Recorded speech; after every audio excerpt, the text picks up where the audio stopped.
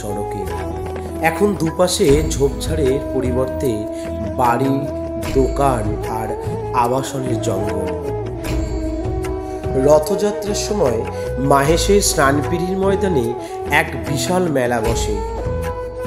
এই রথ এবং এই মেলা দেখতে দূর দূরান্ত থেকে আগত মানুষ ছুটে আসে শুধু এই মাহেশের টানে। মাহেশের জগন্নাথ মন্দির ও রথযাত্রা উৎসবের পিছনে এক কিংবদন্তি রয়েছে। শান্তিপুর ট্রেনে করে। প্রতি বছর আসেন? না, প্রতি বছর না, এবছর প্রথম। কেমন লাগছে? ভালোই লাগছে। কি কি দেখলেন এখন পর্যন্ত? ওই তো রথ দেখছে, লোকজন দেখছে। এই ফিরে যাবেন বাড়ি? হ্যাঁ, চতুর্দশ শতকের একজন বাঙালি সাধু ধ্রুবানন্দ ব্রহ্মচারী। তাঁর ইচ্ছে হয়েছিল তিনি পুরীতে তীর্থ করতে যাবেন এবং সেখানে গিয়ে জগন্নাথ দেবকে নিজের হাতে ভোগ রেঁধে খাওয়াবেন। কিন্তু পুরীর মন্দিরের সেবায়েতরা বাদ সাধায়। তিনি তা করতে পারলেন না। তখন দুঃখিত হয়ে তিনি আমরণ অনশনে বসলেন। 3 দিন পরে তিনি জগন্নাথ দেবের স্বপ্নাদেশ পান। বাংলাতে ফিরে গিয়ে হুগলি নদীর ধারে মাহেশ বলে একটা জায়গা আছে। সেই জায়গায় জগন্নাথ মন্দির স্থাপন করার কথা। ও তার আদেশ পেয়ে ধ্রুবানন্দ আসলেন মাহেশে। সেই সময় এই মাহেশ অঞ্চলটি ছিল জঙ্গলাকীর্ণ। স্বপ্নাদেশে আরও বলেছিলেন সেখানে তিনি একটি বিরাট দারু ব্রহ্ম অর্থাৎ নিম গাছের কাণ্ড পাবেন। সেই কাণ্ডে বলভদ্র, সুভদ্রা এবং জগন্নাথের মূর্তি গড়ে পূজা করার কথা। তিনি ধ্রুবানন্দ ব্রহ্মচারীর হাতে ভোগ খাওয়ার জন্য উদ্গ্রীব ছিলেন। ধ্রুবানন্দ মাহেশে এসে সাধনা শুরু করার কিছুদিন পর এক বর্ষার দিনে মাহেশের ঘাটে একটি নিম কাঠ ভেসে আসে। তিনি জল থেকে সেই কাঠ তুলে 3 দেবতার মূর্তি বানিয়ে মন্দির প্রতিষ্ঠা করলেন।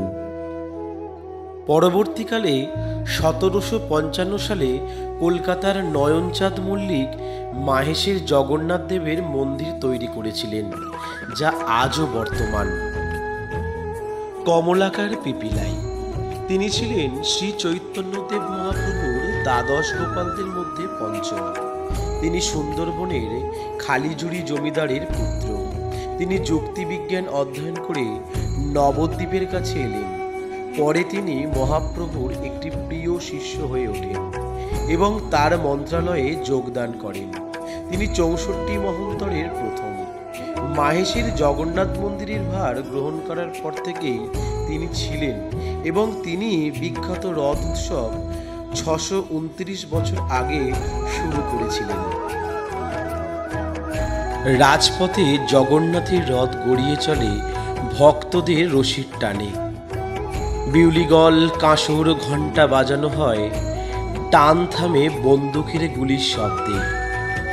সোজা রথের 9 দিনের মাথায় হয় উল্টো রথ। পুরী যাওয়ার আগে মহাপ্রভু এসেছিলেন এখানে। শ্রী চৈতন্যদেব মাহেশকে নবনীলাচল অর্থাৎ নতুন পুরী আখ্যা দিয়েছিলেন। পরবর্তীকালে শ্রী রামকৃষ্ণ পরমহংসদেব, মা সারদা দেবী, নাট্যকার গিরিশচন্দ্র ঘোষ, সাহিত্য সম্রাট বঙ্কিমচন্দ্র চট্টোপাধ্যায় প্রমুখেরা অনেক মানুষ, এই এত বিখ্যাত মানুষ মেলা পরিদর্শনে আসেন।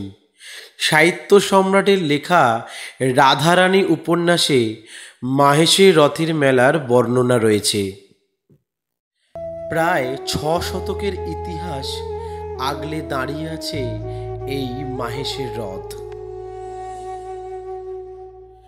মাহেশের রথে আজও মনে করায় বঙ্কিমচন্দ্রের সেই রাধারানীর কথা। বাঙালির কাছে মাহেশ বিশেষভাবে পরিচিত দক্ষিণী রাধারানী আর তাঁর গাথা বনফুলের মালায়। সজল চোখে রাধারানীর কথা আজও ভোলা যায় না মাহেসে গেলে। Bureau report, BP news Bangla.